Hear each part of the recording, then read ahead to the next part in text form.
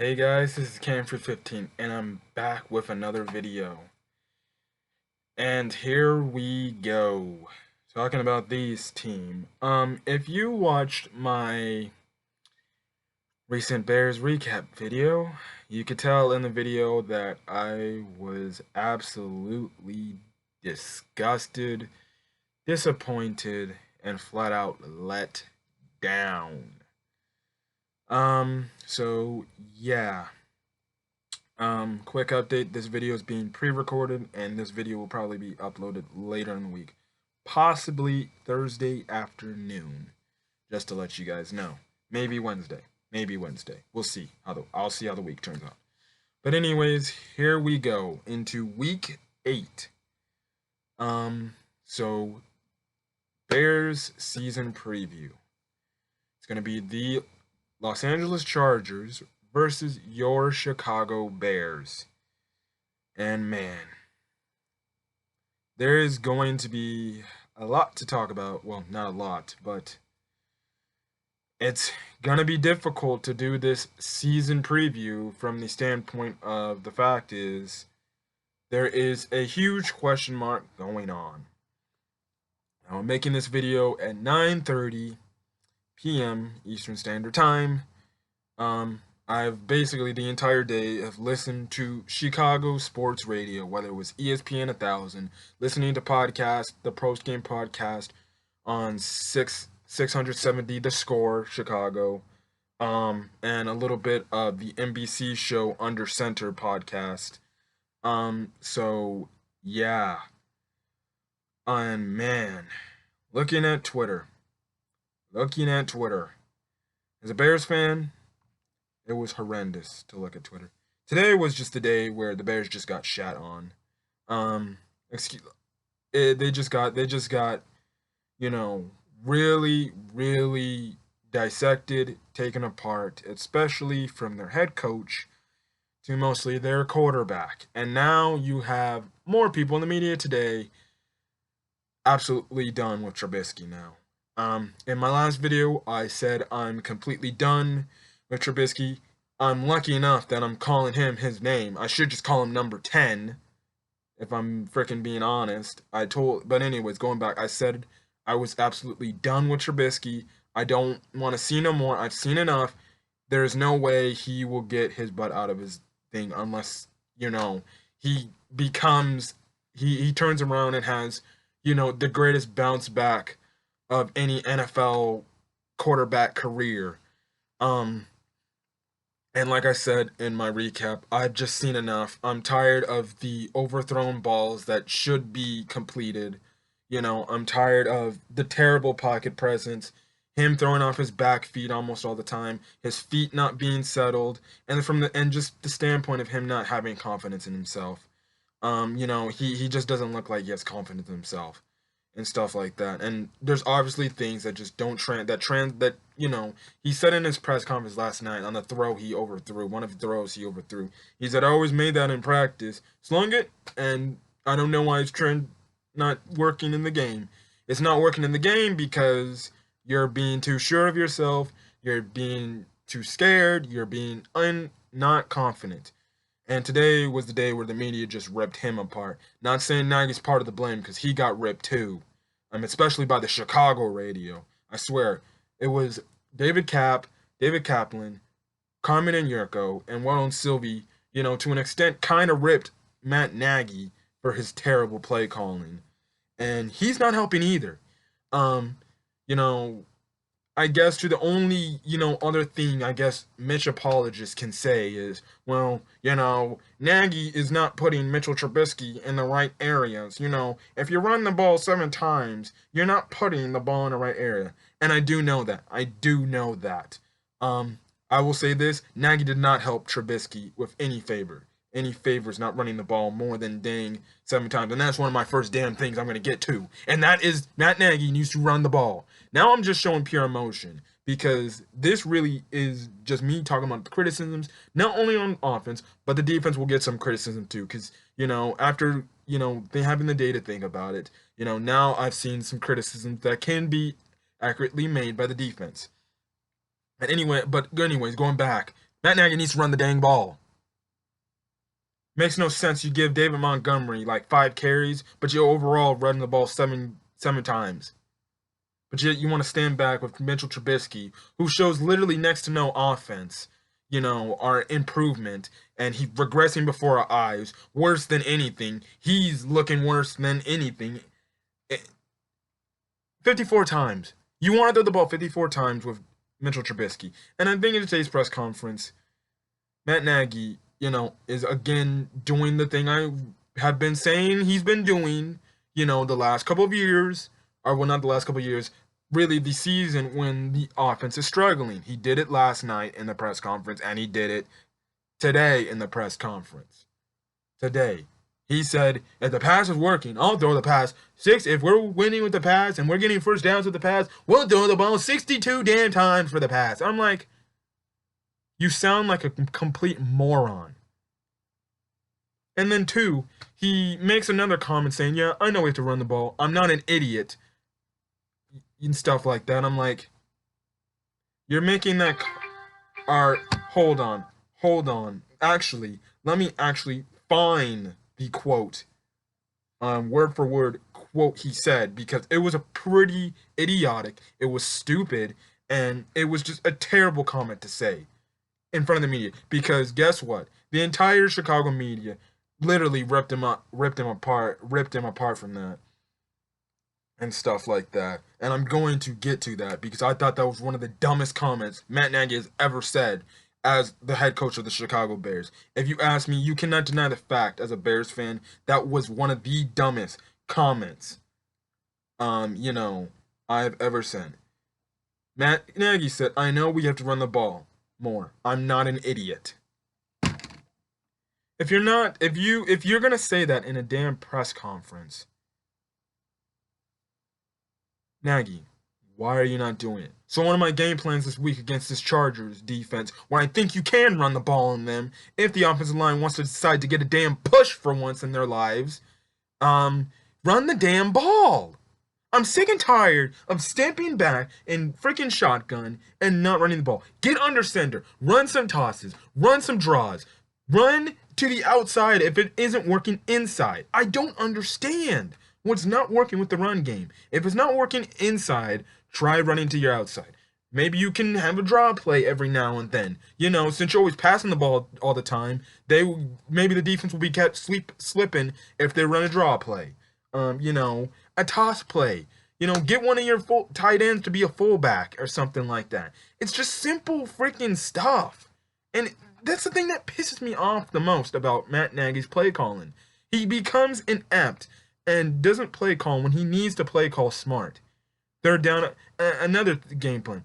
Nagy, when it's 3rd down and 1, or 3rd down and 2, or 3rd down and 3, and it looks manageable, run the frickin' ball. I'm tired of getting into those situations, and we end up passing the ball. And guess what? It's a good pass. Trubisky's making the right read, but he overthrew the receiver.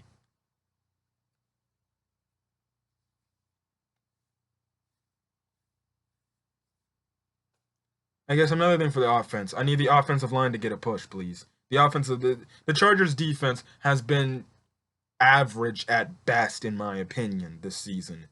With the losses they've had this year, you can look at the Chargers, and they're basically somewhat in the same position as we are. Technically, I think the Eagles are significantly more combined, but if you ask me, the Bears, Chargers, and the Eagles are basically, all 3 teams are combined, look exactly the exact same ways. Had expectations this season, and they're not fulfilling them. Like I said, one, the offensive line needs to get to the point of attack, because for once, the Chargers, and I'm going to say this even going to the defense too, the Chargers have a 2-4 season. If I say, they're not doing so well. They're going to be hungry for a win. So please come prepared today, tomorrow, on Sunday, this upcoming Sunday, and freaking play your asses off. Come prepared to a game. The last 2 games, the Raider and the Saints game, the Bears did not come prepared. And I forgot to even mention that in my recap, from the standpoint of Nagy not having his guys prepared. And if Nagy fails to have his guys prepared for 3 straight weeks in a row when it comes to gameplay, or when it comes to playing a game, something's wrong. Something is terribly wrong. See, the difference between last year's 3-3 record to this year's 3-3 record is this. Last year was more promising because it's looking like we're going the right direction. This year, it's completely off the table. 3-3 this season does not look good, and it can get worse. And if the offense shows the same inept ability and the play calling's atrocious, we're not winning another game this season. Much less, we're not going to beat average teams that we should beat, like the Los Angeles Chargers. The Chargers right now, the way they're playing is they're playing average level football. They're not playing good football. Now, most of it has to do with key injuries that they have sustained, but some of it is they're just not playing well football. And I have a friend who is a Chargers fan who I see him tweet occasionally and stuff like that. Look at it. Melvin Gordon fumbled it on the 1 yard line, and it was the main reason why the Chargers lost yesterday's game against the Tennessee Titans. So, yeah. Receivers, I need you guys to get open. Help your quarterback out to an extent. But, stuff like that. Running the ball really starts with Nagy wanting to run the ball. And, especially with David Montgomery. And I'm just gonna say there was a quote, my last video, the Rare Cat, where somebody put a comment saying that David Montgomery was a wasted pick. If you are watching the video, the person who commented on that, I did respond to you, but like I said, I'll say it again if you didn't see my, comment about, what you basically recommented back at me. I do not think David Montgomery is a failed draft pick, if you ask me. And for any Bears fans that say so, you're absolutely wrong. You're in the wrong. You're not giving the kid a chance because Nagy's not giving the kid a chance. We have yet to see. We hardly see Montgomery on the field, so you cannot really, give a general basis on what Montgomery's like. So what if there's no holes in the offensive line? You're gonna have to keep running the ball. There will eventually be a little crease in there where you can break open for at least a few for a few yards. I just don't like hearing comments that are idiotic like that. It's stupid. I'm not saying the guy was idiotic. It's just a stupid, assumption. I'm just saying you're failing to look at the wrong problem with the offense. The offensive line, the coaching, play calling, and your quarterback are more of an issue of concern than your running game. Your running backs, they're the last thing you're thinking about because they're not getting the chance to run the ball. So yeah. What else do I have to say, about the offense? Nothing really. Nothing really. I don't really have to say nothing really. Trubisky. what am I gonna say? I'm giving up on the damn guy. I just want him to just go out and, hopefully be productive. But if you got a poll on Twitter saying that that 81% would take Jay Cutler over Mitchell Trubisky, man, you got me damned. I think I said it yesterday. Jay Cutler, I'd rather have him on this team right now, even though he didn't give a damn, his entire career here. At least he would complete passes down the field, despite the turnovers he would cause. At least he freaking took us to an NFC Championship game, and it looked like we had more problems with him. He may not care in this offense, but at least he would do a better job than dang Mitchell Trubisky. The dude has no confidence. There's nothing else I can say about Mitchell Trubisky. I've given up to the guy. You can hate me for it if you still say, well, the season's not lost. In my opinion, I still think the season's not lost.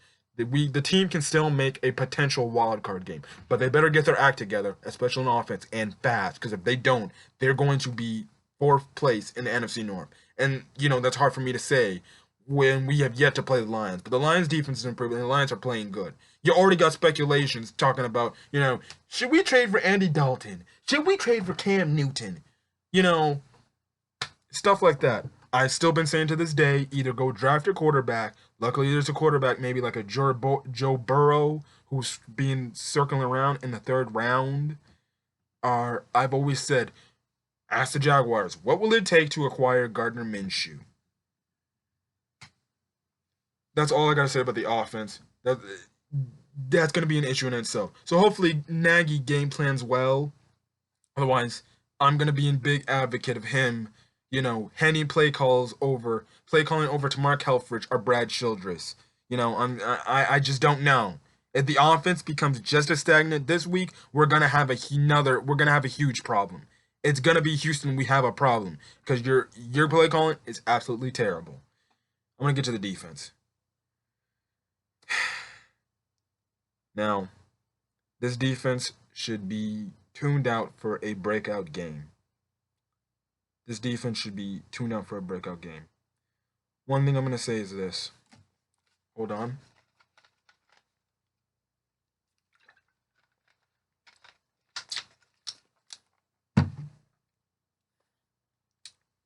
They got to stop the run this week. They've got to stop the run. We cannot allow Melvin Gordon to gain 100 yards rushing. Talking about the Chargers offense. The Chargers offense, their skill players are really good. Phillip Rivers, good quarterback. Their offensive line. With so many injuries, their offensive line is decimated. There's no excuse that the Bears cannot get a few sacks here and there, stuff the run, and do anything about it.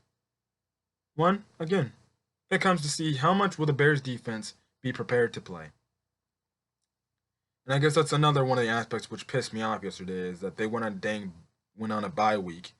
And the Bears showed almost that they kept the old Bears from London. So maybe this game is a wake-up game. So the Bears defense and the offense can wake up and actually want to come out prepared and come to play. I'll be damned if I see another 100-yard rusher. Because if that's the case, look, I'm going to now then start criticizing the defense. Because that will be 3 weeks in a row you will have given up a 100-yard rusher. That cannot happen with Melvin Gordon.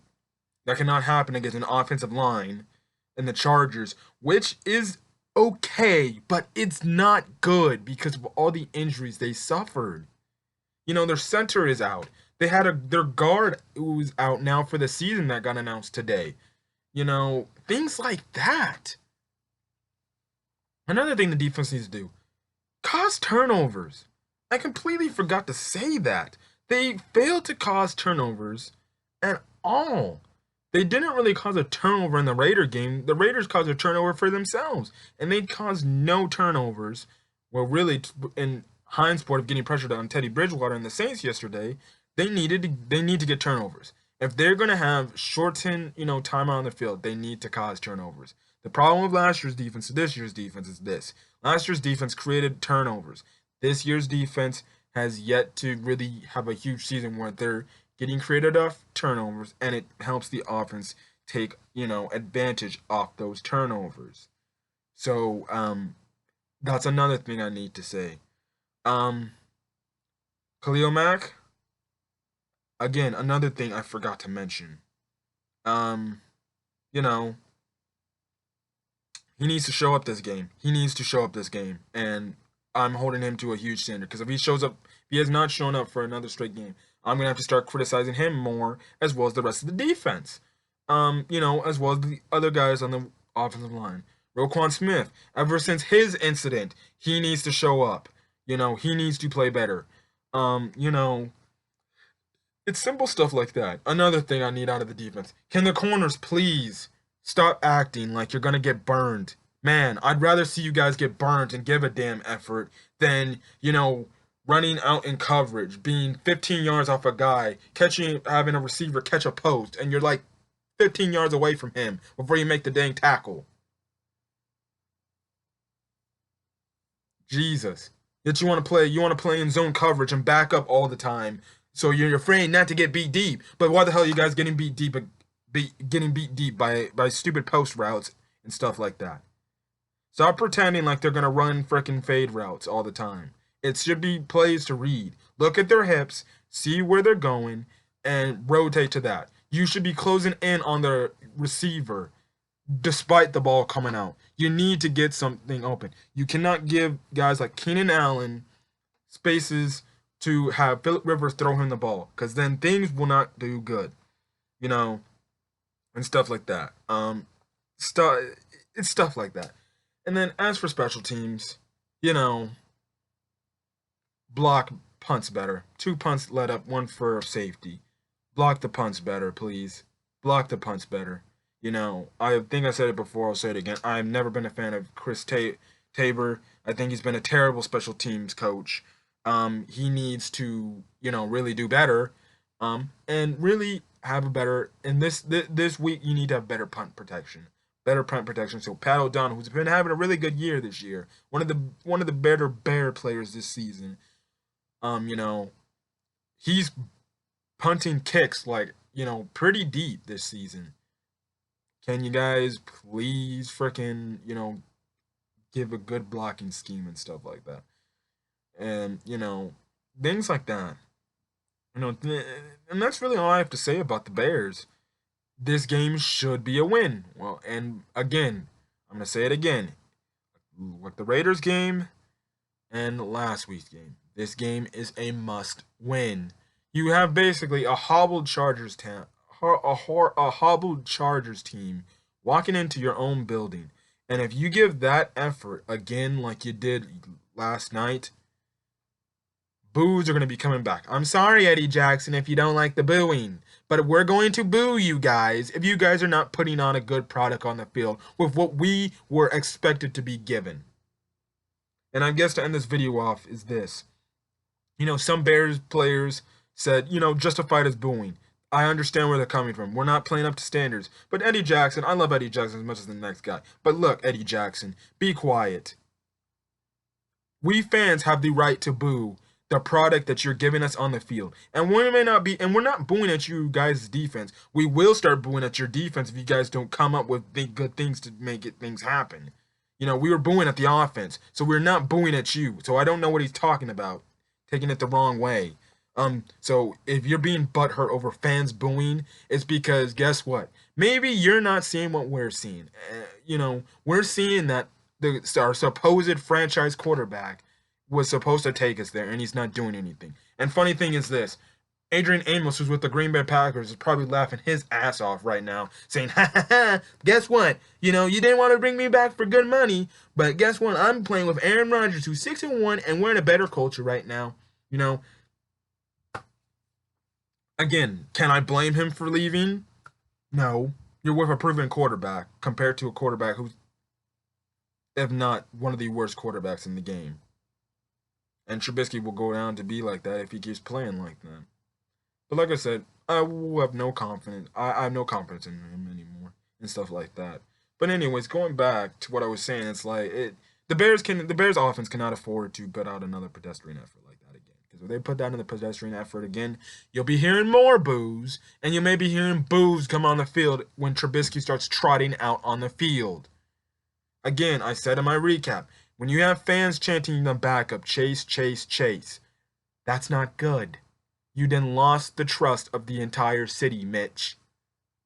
The only way Mitch can gain the city back, and this is a what-if scenario, is if he freaking has a turnaround, you know, a turnaround career effort the rest of the season and leads us to the damn Super Bowl. Or, well, not to the damn Super Bowl, lead us into the playoffs. That's the only way Trubisky can earn trust in this city back. And that's hard to do. I know the kid has a social media, and I know he sees all the hate. I know he sees all the freaking, you know, things people on Sports Center are saying on him and stuff like that.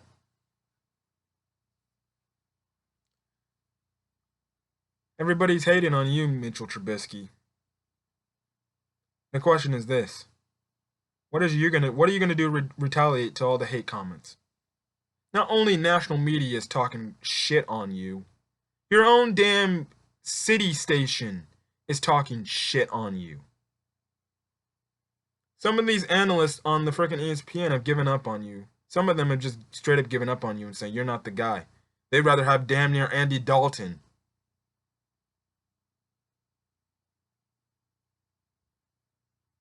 I don't know why it's not affecting Mitchell Trubisky, where that inspires him to play better. That's supposed to be motivation. That's supposed to make you want to go out on the field and prove these guys wrong. The Stephen A. Smiths of the world who was hating on you today. The Rex Ryans. The Dan Orlovsky calling you basically a zit on a face. My question to Trubisky is, what are you going to do about it? You're going to look unconfident and unprepared to come play? Are you going to go come out, play great? I'm not asking you to be like Tom Brady good or Aaron Rodgers good or Patrick Mahomes good. I'm just asking you to be good. Just competent. You have all these people making a joke of you, and guess what? Who that reflects on? The Bears organization. It reflects on Ryan Pace for choosing you, for having his trust in you, and it reflects Matt Nagy too. I guess that's the one thing I'm also disappointed about Trubisky is that it looking like, yeah, he doesn't read into the media hype, but damn, sometimes you're gonna have to look at the media and make that inspire you, make that motivate you. You have guys shitting on you all the time. Social media is another level too. Don't you see all the hate you get? Shouldn't that be motivation enough? To stop having inaccurate throws? I just don't know. I don't know. If that doesn't inspire you or motivate you to play better and shut the haters up, I don't know what that tells you. So if you're gonna play like that again, you're gonna hear more boos and you're gonna hear louder chase from your TV screens, folks. Again, if Nagy pulls the plug on Trubisky at some point this season, he's gone. As for Nagy, he needs to call a better damn game. If you ask me, I'm giving him like 2 more weeks, honestly, till the Rams game, because if he don't do nothing against, and the next two teams he plays, one, they're both dysfunctional. Their defenses are all right, but they're not that. They're nothing special as of now. Even look ahead to the Eagles. Their freaking secondary is atrocious. I won't get too far, but now he needs to call a better game. He needs to run the ball more. So if if we go to the run and we get 1 yard stuffed or 2 yard stuffed, and he just abandons it and makes Trubisky throw 50 passes again, all I can say is this: if I'm seeing more passing in the half, you will get a tweet from me saying we will lose this game. If you want to follow me on Twitter, go ahead. You obviously, as my account's private, so it's obviously gonna have to be requested if you want to follow me on Twitter and stuff like that. But if it's pretty much a Bears, account, I can see that, oh, this must be a Bears fan following me and stuff like that. But whatever. It's gonna be a big week, another must-win game. We're gonna see how the Bears offense does. We're gonna see how the defense will show up or maybe make a show up effect. Gets to cause some turnovers, cause some havoc. Maybe we'll see Trubisky actually, do something and be decent. I'm not trying to say the season's over and that all hope is lost. Team's still 3-3. There's a chance the team can make the playoffs, but just getting a wild card berth. It just starts off with the offense playing better, Nagy play calling better. Defense really done his job, but I'm coming to the point where the defense is starting to slack off, and it's like, well, you need to start playing better yourself, defense. You're not doing too shabby yourself. So, we'll see how this team does against the Chargers this Sunday. And if they can't beat the Chargers, and if they can't go to Philadelphia and beat the Eagles, which they can't seem to freaking do anything right,